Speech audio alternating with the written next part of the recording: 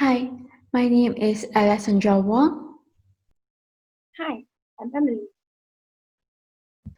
So today, me and my teammate Emily will be critically discussing and analyzing the notion of reduction of the voting age from 21 to 18 years.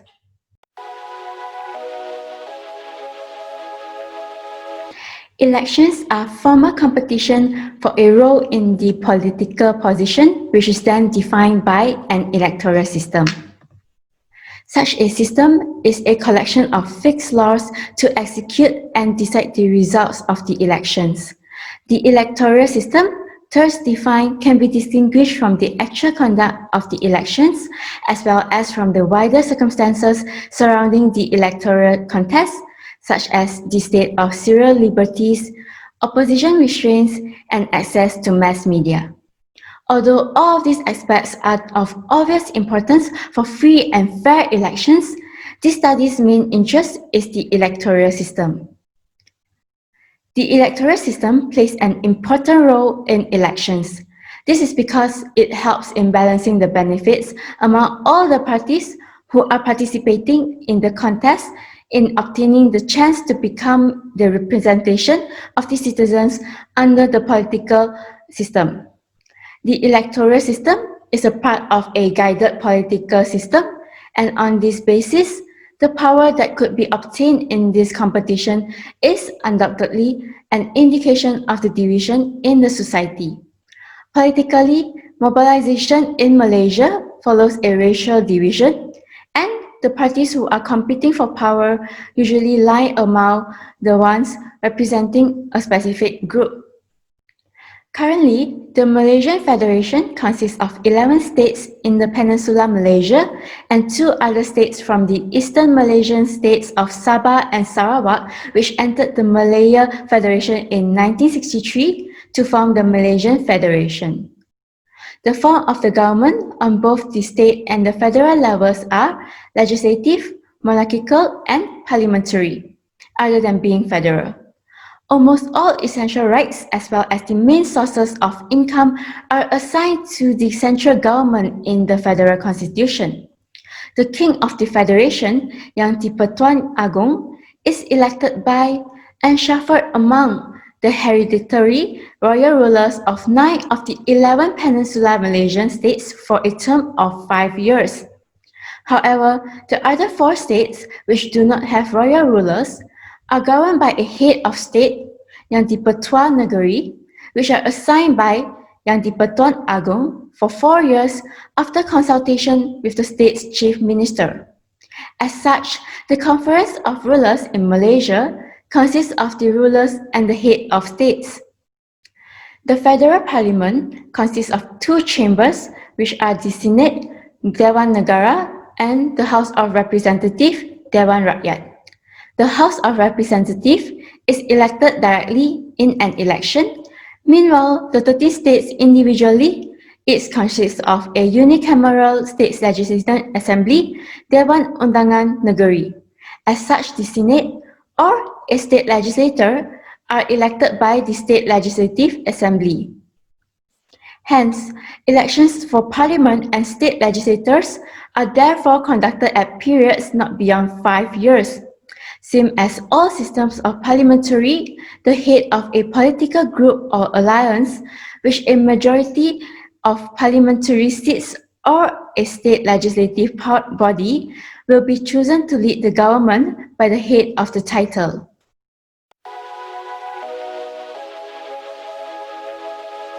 Malaya's first general election was held on 27 July 1955 for the spots on the new Federal Council.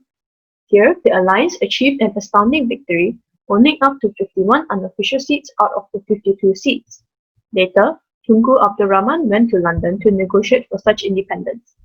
He presented opinions on the electoral system to the Red Constitutional Commission, whom was assigned to develop the independent Malaya. His main function is to ensure equitable ethnic diversity and adequate governance of the electoral structure following the British departure. Later, several talks were given in London to draw in attention for the implementation of the electoral system in Malaysia. Prior to the first federal election in the Malayas Federation in 1955, the basic rules of the electoral system were laid down. Such regulations were only established into the constitutions when independence was adopted in 1957, along with significant additions and improvements. In 1963, significant changes and modifications were made in regards to the electoral structure before and after the extended Malaysian Federation.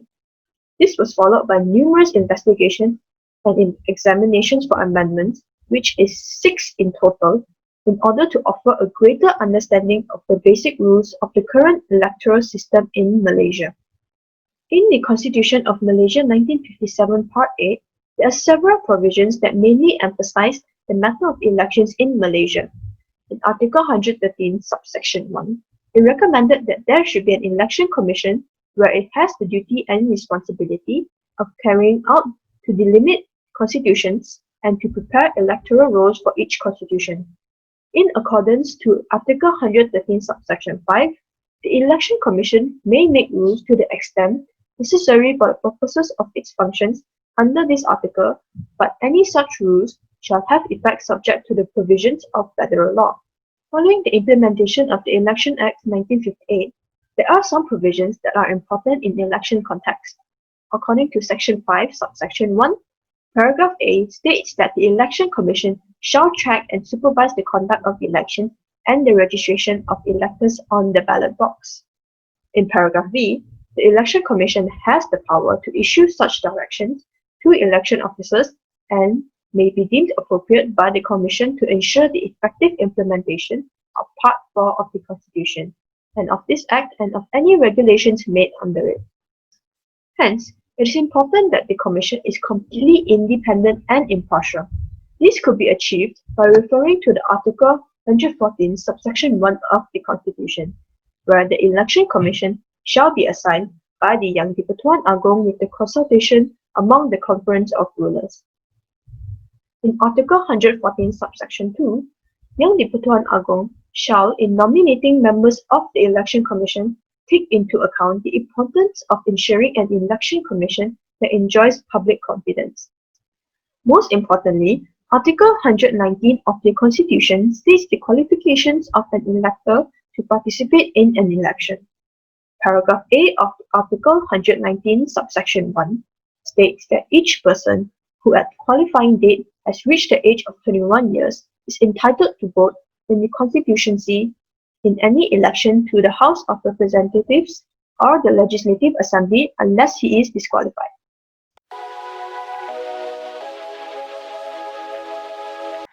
Two years has passed since the last general election, also known as the 14th general election, which was held on the 9th May 2018. Malaysia Rulings Coalition, Barisan Nasional, has been in power for 6 decades. However, this all changed when the Pakatan Harapan Party coalition, led by Dr.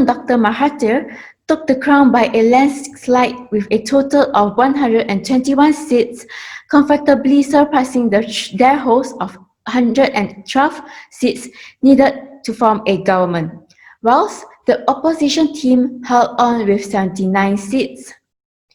Tun Dr. Mahathir, who was the 4th Prime Minister, stepped out of retirement and led the opposition to its victory. He was sworn in as the world's oldest head of government. Nonetheless, prior to the announcement of the 14th general elections, Pakatan Harapan had released its manifesto, introducing tax cuts and lower living cuts as they seek to boost the economic and provide greater financial aid.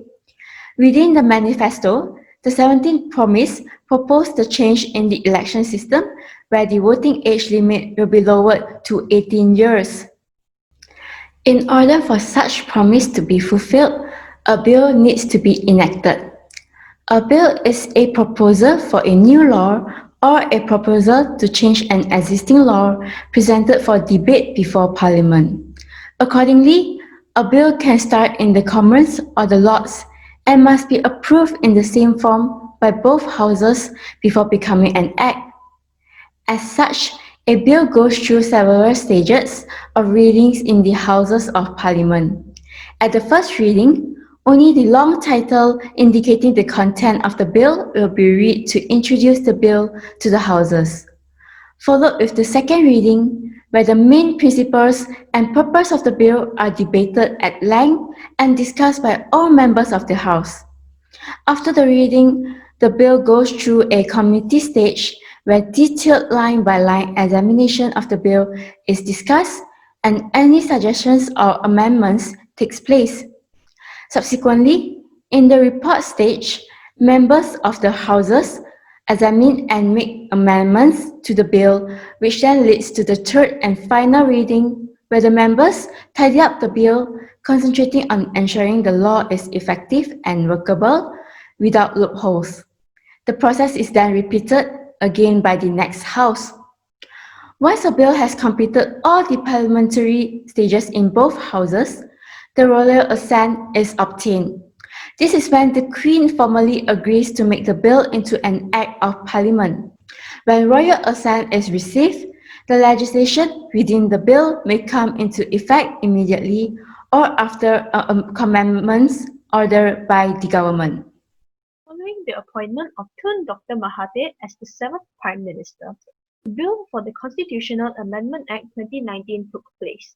The former Prime Minister said the amendment was proof of Pakatan Harapan's commitment to realize the promise it had made in its Buku Harapan as part of its election manifesto. The road to pushing for a lower voting age began on the 4th July 2019, as presented by the former Minister of Youth and Sports Said Sadiq. However, this bill was withdrew on the 10th of July as the federal opposition said it would not vote in support of the bill unless automatic voters registration is included, as well as the lowering of eligibility age for candidates from 21 to 18. Later, on July 11th, an amended bill was proposed for the first reading.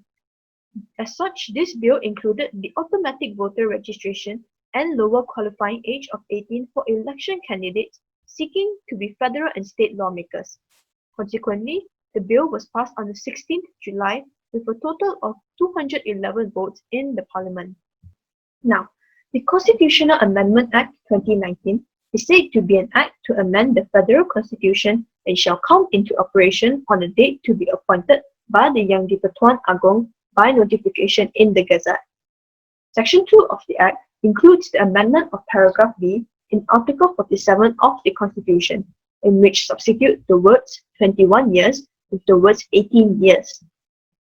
Clause 2 of this bill seeks to lower the age of a citizen who is qualified to be a member of the House of Representatives from 21 years to 18 years. Furthermore, Section 3 of the Act seeks to amend Article 119 of the Federal Constitution by lowering the age of citizens who is entitled to vote from 21 years to 18 years. This would allow more Malaysian citizens to vote. More so, it amends a citizen whom attains the age of 18 years and whom is qualified to vote be automatically registered as an elector by the Election Commission, as in contrast with prior requirement for registration. As a result of the passing bill, millions of voters will be added to the electoral register, taking Malaysia's total number of voters from 14.9 million seen at the 2018 general elections to 22.7 million voters by 2023 general elections. This represents about 75% of Malaysia's citizens. As per the former Prime Minister, the government estimates that for the next 5 years, if automatic voter registration is concurrently implemented with lowering of voting age to 18, as many as 7.8 million new voters will be added into the electoral roll by 2023. Nonetheless, during the motions debate, lawmakers from both sides agreed that 18-year-olds should be allowed to vote, but cautioned that sufficient education on policy and democracy is needed among the youth. Dr. Mahathir then commented that the Election Commission will conduct democracy awareness initiatives for young Malaysians from primary school age onwards.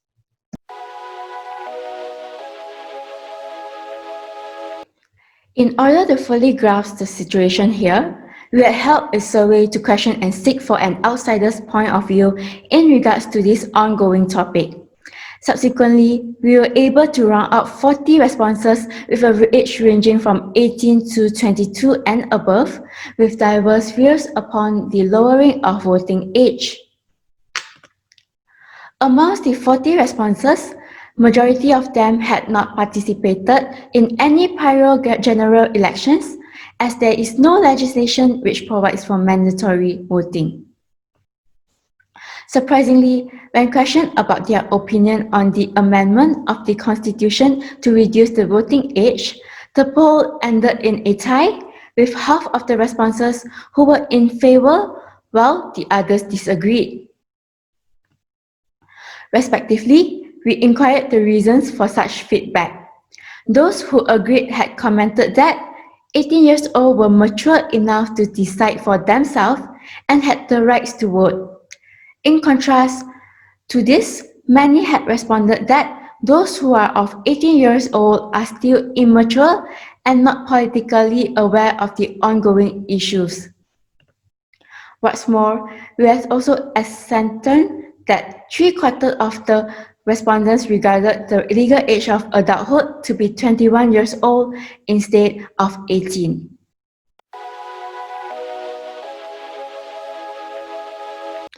Before World War II, most countries set the minimum voting age at 21 years old.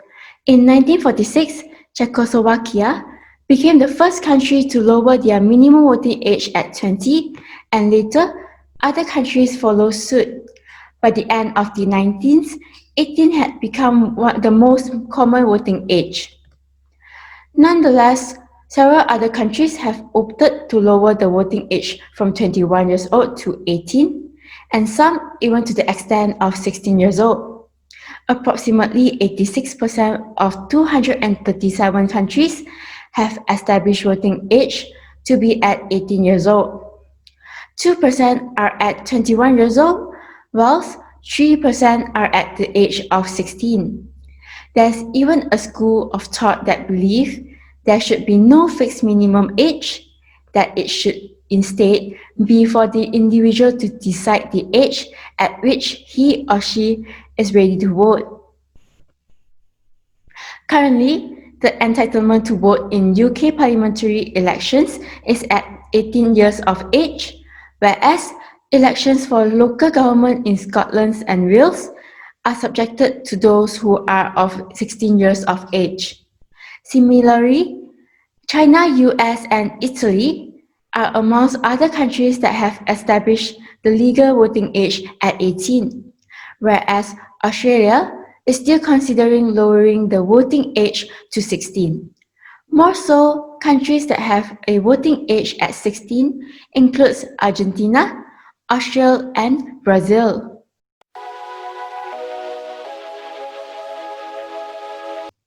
Now, the main question is whether an 18-year-old is considered mature. Age is often used as a benchmark for one's maturity. Some would say maturity is when one has physically reached adulthood, whilst others would define it as someone who is patient and responsible. However, maturity is a subjective matter depending on the individual regardless of age factor. The relationship between age, maturity, and intelligence is complex and contentious.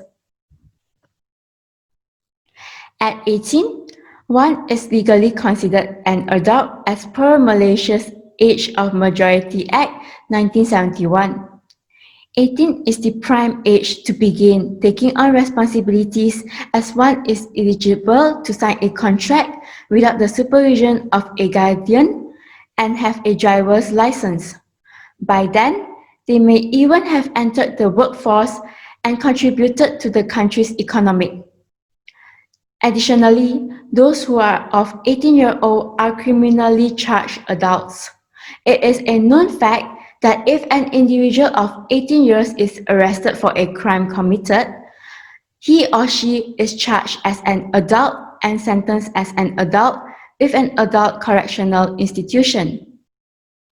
As such, if an 18 years old can be affected by the system, what's to say he should not have a say in those said systems? Nonetheless, Evidence does suggest that our brains are indeed still undergoing development up into our 20s. In other words, an individual is not fully mature until around age 25 and not 18, as most would imply. As such, it could be argued, those with underdeveloped brains may struggle with sensible thinking and lead to immaturity. Except, this may not be the case. An addict will stay an addict no matter how insensible it is. Broadly, maturity is the ability to respond to a situation in an age-appropriate manner.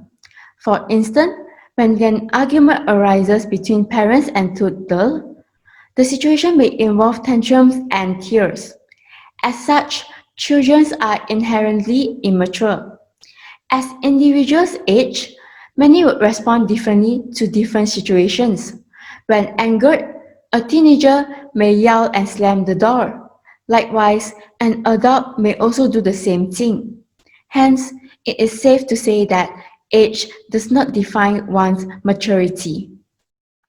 Another question is mainly whether 18 years old are experienced enough to make such informed choices. How can one make an informed decision when you are not old enough to have experienced how the world works yet? Such an argument would be invalid. An individual has to start off somewhere.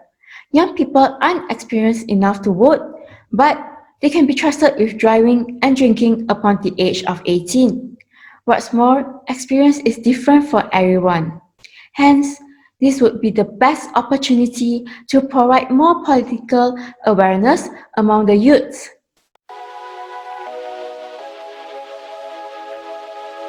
Nonetheless, the lowering of the voting age will have its impact on the country. This obviously includes the significant increase in the size of the voter base. Naturally, a voting usually takes place every 5 years with a new cohort of voters covering a 5-year age interval added to the electoral vote. Expectantly, with the lowered bar, citizens ranging from 15 to 22 years in 2020 will be able to vote in the next general election held in 2023. Based on official estimates, the voter base is bound to rise by 52.3% from 14.9 million voters to 22.7 million voters. However, as no statutes provide that voting is mandatory in Malaysia, the automatic registration of those voters may not necessarily convert them into active voters. In General Election 14, only 65.6% are eligible voters that could participate in the election, while the voter turnout, which is the percentage of registered voters that voted, was only 82.3%. Following such rates, with the rise of new voters taking part in the next general elections, it is estimated that the actual number of voters that would take part would only increase by 19%. Nonetheless, political competition will certainly intensify given the onslaught of new voters. Additionally, such elevation in number of voters would result in changes to the ethnicity composition within the electors. Here, it is evident that the Bumiputra's share among the new voters will be much larger compared to the rest. Within the age group of 15 to 19 in 2018, it is estimated that 72.8% of the composition are Bumiputra as compared to 19.5% and 6.6% for Chinese and Indian respectively. Now, through in-depth research, it was statistically proven that ethnicity plays a huge role within the election. In the past 3 general elections, it was indicated that BN's share of votes is correlated with Bumiputra's share of voters. Hence, the increase in the share of Bumiputra voters will likely benefit Barisan Nasional and pass in contrast to Pakatan Harapan, who will likely to have lower voter turnouts.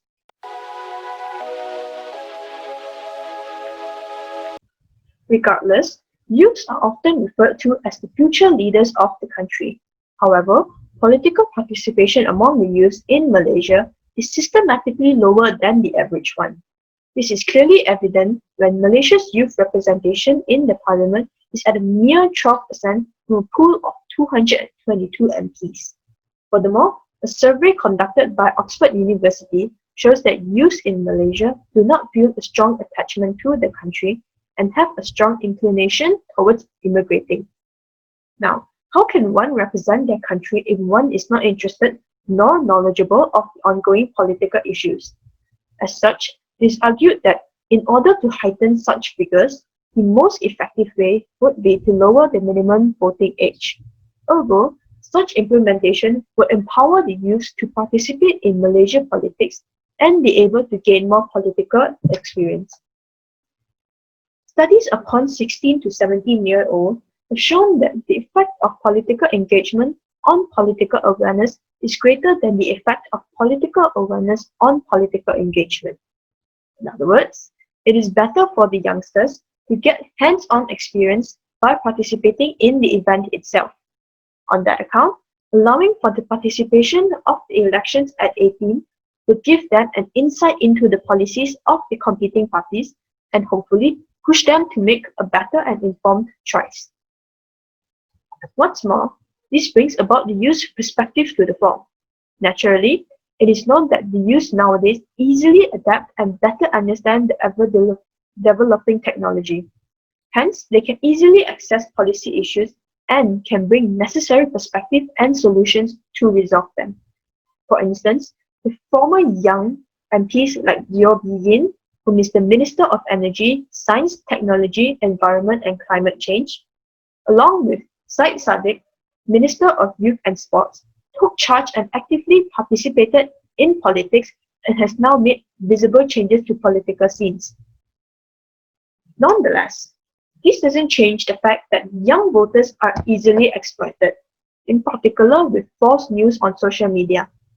Studies have shown that more than a third of this age, 18 to 24, are likely to read something on social media that would influence their vote. Following the 12th general elections in 2008, social media became a crucial platform for the politicians to approach their election campaign strategies, and in the 13th general election, such platform was used to seek political views before voting. As such, the internet has become the most powerful platform for youth to voice out and raise their concerns in public, but also where fake news was spread and caused public confusion, especially among young voters. Not to mention, first-time voters are most likely to be influenced by their parents. According to the research team in Colombia and Michigan, electoral participation is most strongly determined by the family. This suggests that parents can and often do exert a strong influence on their adult children's decision to vote. Subsequently, research has shown that electoral participation and the social context created by friends and peers are also critically important. However, such disadvantage can be easily amended if more considerations were provided by the government.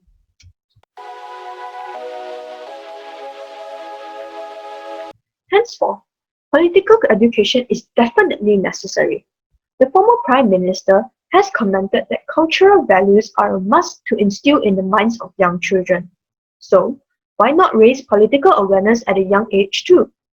The Education Ministry should make use of history syllabuses to instill political awareness and knowledge in the youngsters. They need to ensure that students are taught in critical and balanced manner to allow them to form an open opinion. Additionally, education platforms should create more opportunities for the youth to engage themselves in political issues and get first-hand experience in debates and discussions. Co-curriculum activities are a great way for youth to further engage themselves in the political world. For instance, countries which lowered their voting age to 18, such as the United States, had offered core courses relating to governance and law in their secondary school, which allowed their youth to understand the significance and responsibilities they hold as voters. By enforcing such political education, our nation's future leaders are bound to be exposed to the real world while still retaining their youthful idealism. In conclusion, there are no wrong votes in a democracy. We don't deny people of their right to vote because we think they may vote bad, albeit there may be strong concerns towards the youth's mentality. If we do not start educating the youths, such implementation may take a downturn as it will not serve its purpose in giving the youths an opportunity to voice out their opinions in the political world. All in all, now is precisely the time for Malaysia to move forward, not just by lowering the age, but at the same time to strengthen the youth's education in terms of politics.